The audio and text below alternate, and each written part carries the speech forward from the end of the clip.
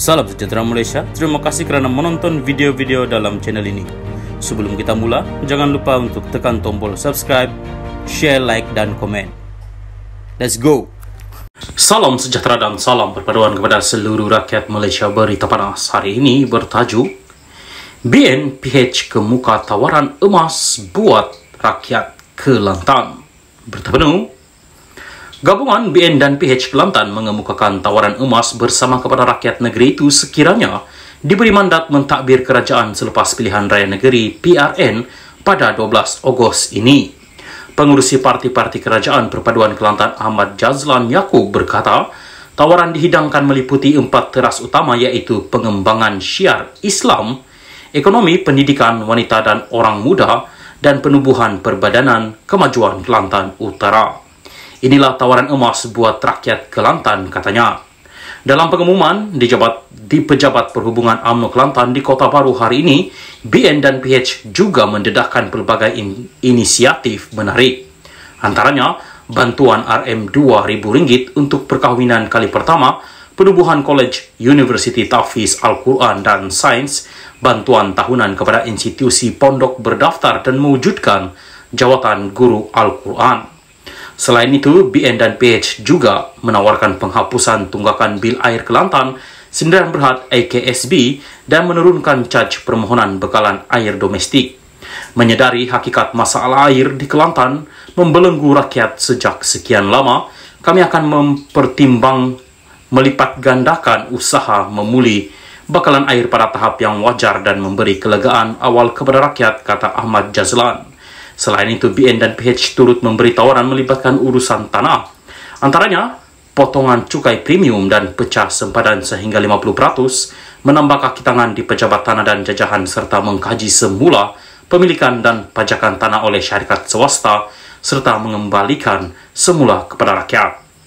Dalam tawaran itu, BN dan PH Kelantan juga menjanjikan kemudahan parkir percuma di seluruh kawasan pihak berkuasa tempatan PBT seluruh Kelantan, juga menurunkan kadar cukai pintu dan potongan tunggakan sehingga 50% serta menaik taraf taman rekreasi dan pasar awam.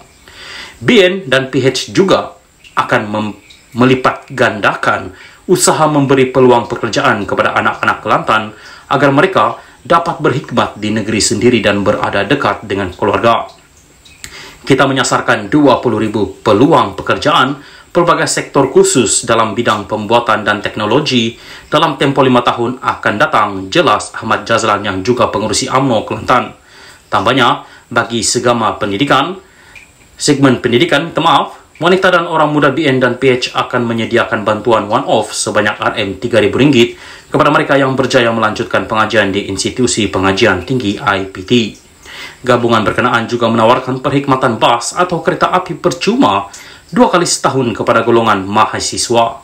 Kita juga tawarkan bantuan RM1,000 kepada ibu bersalin kali pertama, beasiswa tahunan RM300 kepada pelajar tingkatan 6 dan mewujudkan pusat rekreasi, sukan dan e-sukan selain padang bola sepak di setiap jajahan.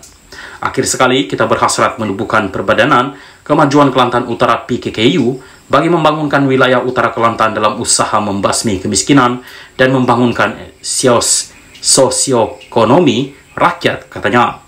Ahmad Jazlan berkata, tawaran emas itu adalah peluang terbaik rakyat Kelantan untuk mengubah masa depan negeri selepas lebih 3 dekad berada di belakang berbanding negeri-negeri lain.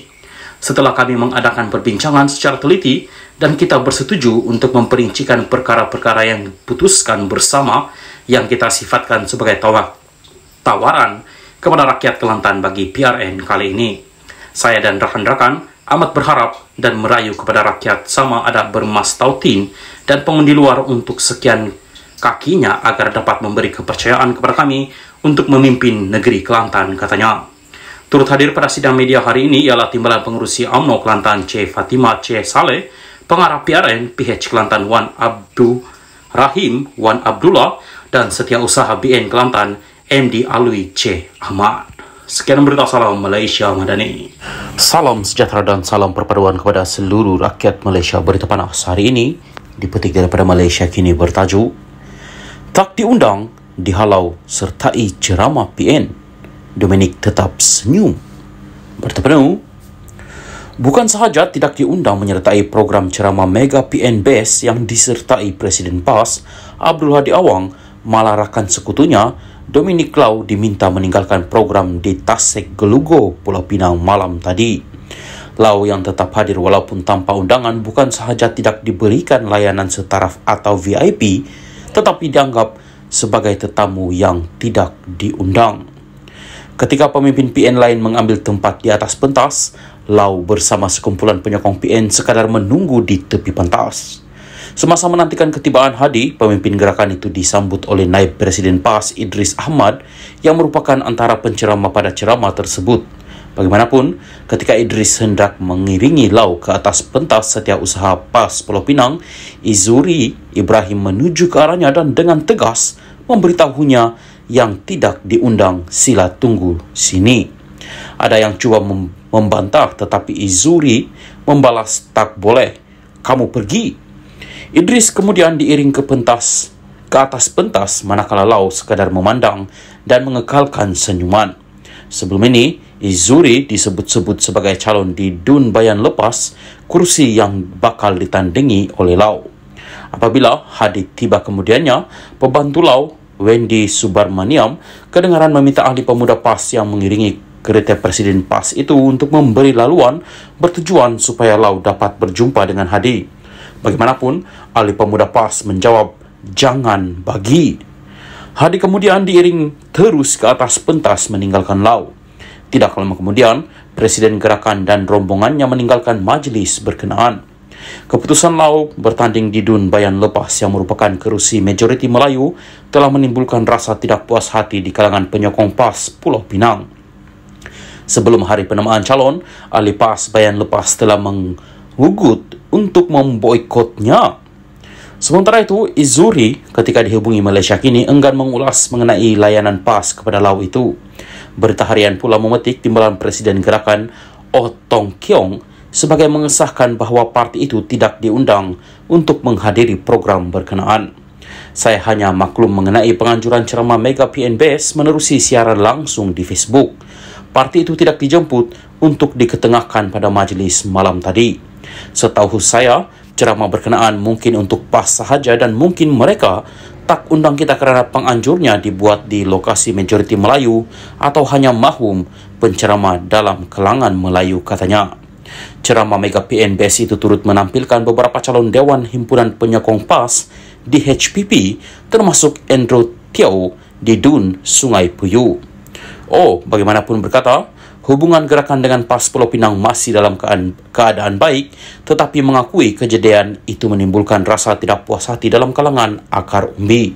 Kita tak gaduh pun. Gerakan dengan Pesuruhjaya PAS Pulau Pinang, Muhammad Fauzi Yusof, Setiausaha PAS Negeri Izuri Ibrahim dan pemimpin PAS negeri lain pun okey. Namun, rasa tidak puas hati dalam kalangan akar umbi masing-masing itu perkara biasalah dalam politik. Kerjasama serta hubungan dengan PAS dan bersatu sebenarnya okey, tetapi sedikit tidak puas hati dalam kalangan parti komponen itu perkara biasalah, katanya lagi.